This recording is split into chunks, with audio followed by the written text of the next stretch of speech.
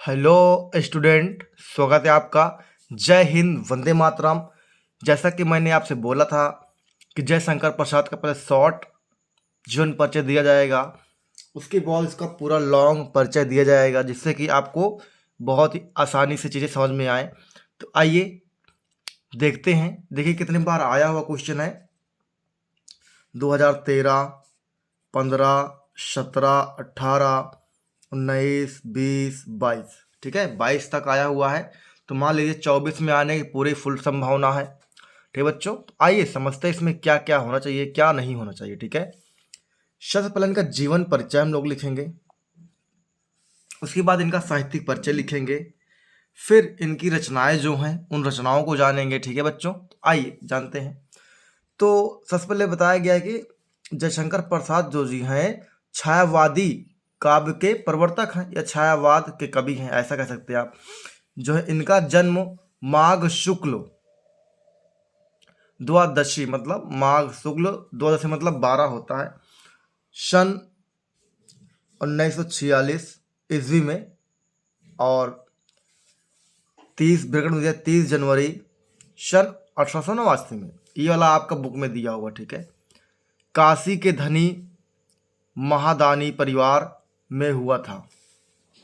मतलब कि इनका जहाँ जन्म हुआ था बच्चों, इनके पिताजी लोग बहुत ही दानी थे, मतलब अमीर टाइप के थे। जो कोई भी आता था उसको बिना खा दिए कुछ मानते ही नहीं थे। तो इसका मतलब क्या, दानी आदमी थे, जो भी हो सबको दे दो, कोई दिक्कत की बात नहीं है। जैसे महावीर कर्ण है ना, दानवीर कर्ण की तरह जो आए सबको दो। ठीक है, आपके पिता शिवरत्न साहू जी काशी के प्रसिद्ध दानियों में गिने जाते थे। मतलब ये कह रहे हैं कि जो इनके पिताजी थे, कौन, शिवरत्न साहू जी, ठीक है, ये काशी के दानियों में गिने जाते थे। मतलब ये बहुत ज़्यादा अच्छे इंसान है, बहुत फेमस इंसान है, और ये दान देते ही देते हैं। ठीक है, तो फिर आगे देखिए।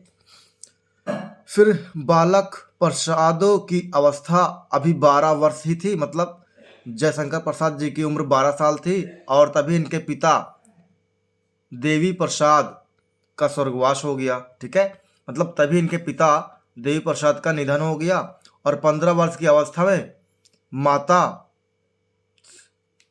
का निधन हो गया, और 17 वर्ष की अवस्था में बड़े भाई का निधन हो गया। ठीक है, बहुत ज़्यादा दुख की बात है कि 12 वर्ष की आयु में बच्चों इनके पिताजी का देहांत हो गया, देवी प्रसाद जी का, और 15 वर्ष की आयु में बच्चों क्या हुआ, इनके माता जी का देहांत हो गया। और फिर जैसे और थोड़े बड़े हुए, 17 साल के हुए, इनके बड़े भाई का निधन हो गया। बहुत ही दुखद हो रहा था इनके साथ। ये बिल्कुल टूट चुके थे कि क्या संसार में मैं ही एक अकेला इंसान हूँ जिसके पिता माता भाई सबकी डेथ हो जा रही है। तो आइए फिर आगे समझते हैं। इनकी शब मृत्यु हो जाने पर घर का सारा भार प्रसाद के कंधों पर आ पड़ा, और स्कूल जाना बंद हो गया। प्रसाद ने तब घर पर ही पढ़ने का प्रबंध किया, और एकचित हो अध्ययन में जुट गए। घर पर ही आपने संस्कृत और हिंदी का अच्छा ज्ञान प्राप्त कर लिया। ठीक है, जब देखिए इनके पिताजी और भाई माता का डेथ हो गया, तो इनके कंधों पर पूरा भार आ गया कि नहीं, घर का खर्चा चलाना है, कमा के लाना है, घर में जो सदस्य है उनको खाना दिलवाना है। तो क्या किए, स्कूल जाना बंद कर दिया, क्योंकि धन फीस के लिए पैसे थे नहीं। तो स्कूल जाना क्या किया बच्चों, इन्होंने बंद कर दिया। और स्कूल जाना जब बंद कर दिया तो इन्होंने क्या किया, पूरा ध्यान लगाया कि अब मैं स्कूल तो जा नहीं सकता हूँ, तो मैं क्या करूँ, घर पर ही पढ़ूंगा। तो घर पर क्या पढ़ना पसंद किया, जो हमारी पुरानी या सभी भाषाओं की जननी माना जाता है, किसे, संस्कृत को पढ़ा, और संस्कृत से निकली हुई हिंदी, इन पर बहुत ज़्यादा ज्ञान प्राप्त किया, और एकदम से अपने आप को कंठस्थ कर लिया कि ये चीज़ हमें तो आना ही चाहिए। ठीक है, फिर आगे देखेंगे। फिर देखिए क्या हुआ। इसी बीच प्रसाद के हृदय ने एक के बाद एक दूसरी पत्नी को संसार से सदा के लिए विदा कहा। मतलब इनकी दूसरी पत्नी भी खत्म हो गई, मतलब एक के बाद एक, जैसे भाई हुए, पिता हुए, माता हुई, फिर इनकी पत्नी भी खत्म हो गई। फिर विधवा भाभी तथा मातृहीन पुत्र रत्न शंकर को देखकर ये अपने आंसू संभाल ना पाते थे। आंसू की उत्तेजित कर मत दौड़ाओ, यह करुणा का थका चरण है। मतलब ये बताया जाता है कि उनके जो भाई थे, उनकी पत्नी विधवा हो गई थी, उनके बड़े भाई खत्म हो गए थे, उनके मातृविहीन मतलब पुत्र रत्न शंकर भी थे। इन सबको देखकर जयशंकर प्रसाद जी अपने आंसू को संभाल नहीं पाते थे और उत्तेजित होकर रोने लगते थे। ठीक है, तो मतलब वो कहे ये यह करुणा है और थका हुआ चरण है, इसे और ज़्यादा परेशान ना करिए ईश्वर जी। तो क्या है, आदि पंक्तियों में इसी विषाद मतलब इसी दुख की गूंज है। 19वीं वर्ष की अवस्था में से ही प्रसाद ऐतिहासिक खोजों तथा छायावादी रचनाओं का प्रारंभ कर दिया। मतलब कि जब ये 19 वर्ष के थे तभी से ये क्या किए, रचना करना स्टार्ट कर दिए, जिससे कि आगे चल के ये बहुत ही ज़्यादा खतरनाक वाले लेखक बनते हैं। देखिए फिर कहते हैं आपका जीवन अत्यंत सरल था। मतलब जयशंकर प्रसाद का जीवन बहुत ही साधारण और सरल था। ठीक है, स्वभाव से आप हंसमुख थे, मतलब गुस्सैल नहीं थे, एकदम बढ़िया हंसमुख थे, जैसे आप लोग हंसते रहते हैं हमेशा उसी प्रकार। और मिलनसार थे, मतलब मित्र उत्र बनाने में बहुत ज़्यादा एक्सपर्ट थे। स्नेहशील मतलब प्रेम भी था। साहसी थे मतलब हिम्मती भी थे। ठीक है बच्चों, फिर कठिन से कठिन परिस्थितियां प्रसाद के जीवन में आई, किंतु उन सब का सामना करते हुए आप भगवती भारती की सेवा में निरंतर जुटे रहे। मतलब ये बताया जा रहा कि कठिन से कठिन समस्याएं आई, लेकिन जयशंकर प्रसाद अपने काम में नित्य लगे रहे, माँ भगवती भारती के चरणों में सेवा करते रहे, जिससे कोई फर्क नहीं पड़ा। फिर देखिए बताया किशोरावस्था में ही परिवार का बोझ कंधों पर संभाल लिया और अपने उच्च कोटि का ज्ञान प्राप्त किया। उसके फलस्वरूप हिंदी साहित्य के भंडार में अपना नाम बनाया। मतलब ये बताया जा रहा है कि भाई बचपन से ही जब ये 17 साल के थे तभी से परिवार के ऊपर इनका बोझा आ गया, उसको खाना खिलाना, कपड़े लत्ते, पूरा हर चीज़ का व्यवस्था करना, लेकिन फिर भी ये डटे रहे, हारे नहीं और अच्छा हिंदी और संस्कृत का ज्ञान प्राप्त किया। हिंदी और संस्कृत का ज्ञान प्राप्त किया, उसके बाद हिंदी साहित्य में अपना नाम बनाया। आइए आगे देखते हैं आगे क्या है। ठीक है, तो देखिए जो हिंदी साहित्य को भंडार को जिन श्रेष्ठतम कृतियों मतलब रचनाओं से भरा, वे आपके अधिवास्य एवं तीक्ष्ण प्रतिभा के ज्वलंत उदाहरण है। मतलब ये इतने ज़्यादा क्लांत हो गए, दुखी हो गए थे, इसीलिए ये ऐसी ऐसी कविताओं की रचना किए जिससे कि इनकी प्रतिभा बहुत ही ज़्यादा निखर के आई। जैसे कह रहे हैं भारतीय दर्शन, इतिहास, संस्कृति, साहित्य, विशेषकर बौद्ध साहित्य पर आपका गंभीर अध्ययन है। इसका मतलब ये है बच्चों कि इन्होंने लिखा कि हमारे भारत में कैसे कैसे लोग रहते हैं और कैसी कैसी स्थिति रहती है। ठीक है, इन सब के बारे में बताया, तो उसे क्या बोला गया, भारतीय दर्शन। इतिहास लिखा, इतिहास के बारे में बताया कि हमारा इतिहास कैसा है और कैसा था, अब कैसा हो गया है, यहाँ के लोग कैसे हो गए हैं, एकदम निर्दयी हो गए हैं। ठीक है, फिर विशेषकर जो उनकी एक कृति थी बौद्ध साहित्य, मतलब गौतम बुद्ध जी के बारे में लिखा और इतनी ज़्यादा फेमस हुई, बहुत ज़्यादा फेमस हुआ ये। फिर आगे देखिए प्रसाद जी का मतलब जयशंकर प्रसाद जी का सारा जीवन संघर्षों में बीता। मतलब कि जितना भी साल ये जीवित रहे, जो है इनका पूरा जीवन संघर्ष में ही बीता। मतलब पूरा पूरा फुल स्ट्रगल लाइफ था। पहले पिताजी खत्म हो गए, भाई खत्म हो गए, फिर माता खत्म हो गई, फिर इनकी पत्नी खत्म हो गई और 19 साल से कविता लिखने लगे थे। ठीक है बच्चों, फिर इन्होंने कठोर परिश्रम और संघर्ष के कारण वे राज यक्षमा के शिकार हो गए। मतलब राज यक्षमा के शिकार हो गए, मतलब कि अब इनका भी निधन होने वाला है। ठीक है, सन 1994 ईस्वी में या फिर 14 जनवरी 1937 को केवल 48 वर्ष की आयु में इनकी मृत्यु हो गई, यानी परलोक सिधार गए। ठीक है बच्चों, मतलब मात्र 48 साल में इन्होंने इतनी सारी कविताएं की रचना कर दी, कृतियां कर दी कि ये इतना फेमस हो गए, मरने के बाद भी आज भी जीवित है। इनका नाम लोग सब गर्व से लेते हैं, जयशंकर प्रसाद जी। तो आइए अब देखते हैं इनका साहित्यिक योगदान क्या होता है। परीक्षा में यह भी पूछा जाता है आपसे। ठीक है बच्चों, क्या पूछा जाता है आपसे, साहित्यिक योगदान पूछा जाता है कि क्या किया इन्होंने। तो आइए देखते हैं।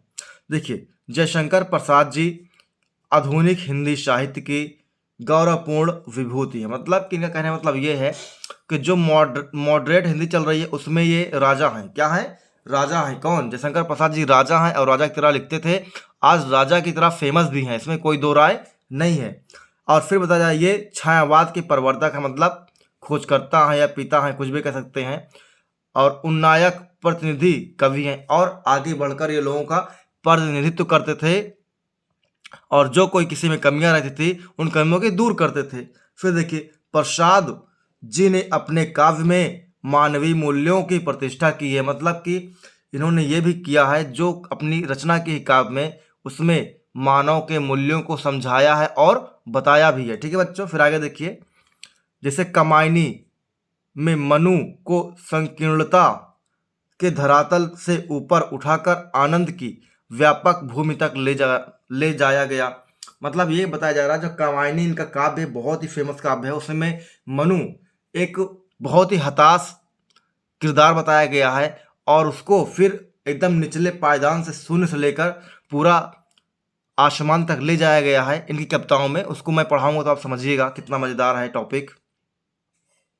वे आध्यात्मिक आनंदवाद के अन्वेषण में चिंतनशील हैं, मतलब कि आध्यात्मिक योग, अभ्यास, मन को शांत रखना, इन सब के बारे में बहुत ज़्यादा खोज किया और बहुत ज़्यादा चिंतनशील हैं, विचार भी किए हैं, और उसी प्रकार से अपनी कविताओं में बच्चों इन्होंने विचार भी डाला है। फिर देखिए इन्होंने क्या बताया, उनके काव्य में हृदय की आकुलता मतलब व्याकुलता, मतलब हृदय कैसे बेचैन हो जाता है, कैसे आप समझ नहीं पाते, उन सब चीज़ों के बारे में लिखा है। यह उनके संपूर्ण काव्य में विभिन्न रूपों में व्याप्त है, मतलब जितने भी काव्य लिखे सब में ये एकदम सूक्ष्मतम से दर्शाया गया है कि हाँ ऐसा ऐसा होता है, तब व्यक्ति कैसे रिएक्ट करता है और व्यक्ति फिर कैसे कैसे अपने आप को संभालता है, ये सब कुछ बताया गया है। वे फूलों से चल कर मनुष्य तक आते हैं और मानव से उठकर आध्यात्मिक क्रंदन तक पहुंच जाते हैं। मतलब ये बताया गया बच्चों कि फूल पत्तियों सभी के बारे में लिखा है, और वहाँ से उठते हुए मनुष्य तक आते हैं और मनुष्य तक उठकर अध्यात्म तक जाते हैं। मतलब आप मनुष्य बन गए हैं तो आप कैसे अपने विचार को शांत रखेंगे, कैसे दूसरे की सहायता करेंगे, इन सब तक ये जाते हैं। फिर देखिए उनके काव्यगत रुदन में आध्यात्मिक निर्मलता की झलक दिखाई पड़ती है। ठीक है, मतलब ये कहा गया कि उनके काव्य में जो भी कोई मार्मरिक एकदम रुदन वाला रोने वाला भी काव्य है, उसमें भी ये क्या करते हैं, अध्यात्म की जीवंतता डाल देते हैं, जिससे कि कविता में जान आ जाए। ठीक है, या कृति में जान आ जाए। तो आइए ये कहते हैं, क्या कहते हैं समझते हैं।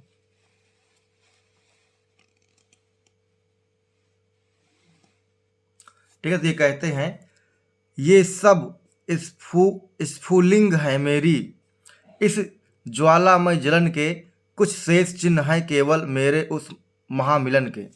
मतलब कहते हैं ये सब स्फुल्लिंग, मतलब ये सब इस ऊर्जा है, ये सब बहुत ज़्यादा उत्साहित हैं। ठीक है, मेरी इस ज्वालामय जलन के, कि मेरे जीवन में जो भी हो रहा है इन सब को लेकर मैं बहुत ज़्यादा उत्साहित हूँ और मैं आगे बढ़ना चाहता हूँ और मैं आगे बढ़ रहा हूँ।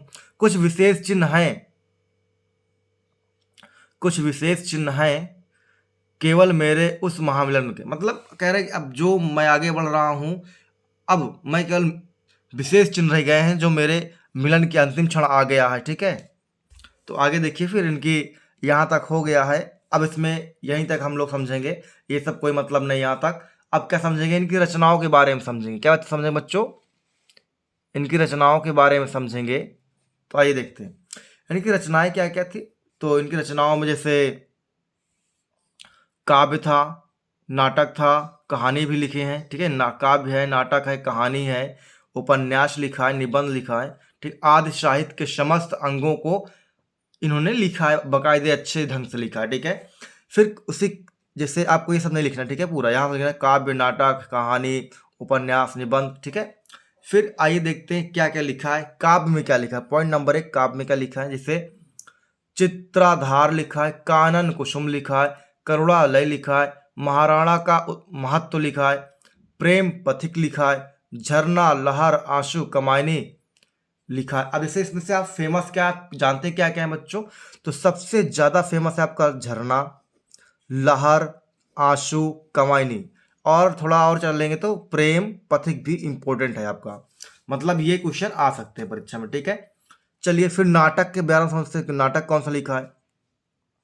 देखिए सज्जन लिखा है, कल्याणी लिखा है, प्रलय लिखा है, राजश्री लिखा है, अजातशत्रु लिखा है, स्कंदगुप्त लिखा है, ठीक है बच्चों, ये सब लिखा है। और ध्रुव सौम्य लिखा है, विशाख लिखा है, कामना लिखा है, जन्मेजय लिखा है और एक घूंट लिखा है। तो इसमें इंपॉर्टेंट क्या है, आइए इंपॉर्टेंट समझते हैं। तो देखिए, अजातशत्रु अब इनका इंपॉर्टेंट है, स्कंदगुप्त इंपॉर्टेंट है, ध्रुव सौम्य इंपॉर्टेंट है, और ये जन्मेय का नाग यज्ञ इंपॉर्टेंट है, और एक घूंट भी इंपॉर्टेंट है, ठीक है। तो देखिए अब इनकी कहानियां कौन कौन सी हैं। कहानी में बच्चों आकाश दीप इंपॉर्टेंट है, इंद्रजाल इंपॉर्टेंट है, और बाकी तो ये लिखा हुआ कोई दिक्कत नहीं, प्रतिध्वनि, आंधी, छाया, इनमें से क्या इंपॉर्टेंट है, आकाशदीप, इंद्रजाल। फिर इनका उपन्यास नोवेल क्या क्या है जो इंपॉर्टेंट है, जैसे कंकाल इंपॉर्टेंट है, तितली इंपॉर्टेंट है, और इरावती अपूर्ण, मतलब ये पूरा नहीं है, ठीक है। निबंध क्या लिखा है, काव्य और कला निबंध है इनका, ठीक है बच्चों। जैसे आप देख रहे हैं महादेवी वर्मा, ये इसका मैं नेक्स्ट डे लेके आऊँगा। क्या लेके आऊँगा आपको पता ही होगा, पहले छोटी सी इंट्रोडक्शन लेके आऊँगा, उसके बाद पूरा व्याख्या करेंगे, हम लोग समझेंगे, ठीक है बच्चों। आज यदि कोई बच्चा यहाँ तक देखा है तो चैनल को जरूर लाइक और सब्सक्राइब करें, जिससे कि उसे अगली वीडियो समय पर मिल जाए और वो पढ़कर अच्छे से अपनी तैयारी कर सके, ठीक है, और अच्छा अंक प्राप्त कर सके हिंदी में। जब तक पेपर नहीं हो जाएगा बच्चों, तब तक लगातार वीडियो आती रहेंगी और आपको लाभ पहुंचाती रहेंगी। तो चलिए आगे बढ़ते हैं नेक्स्ट। जय हिंद, वंदे मातरम।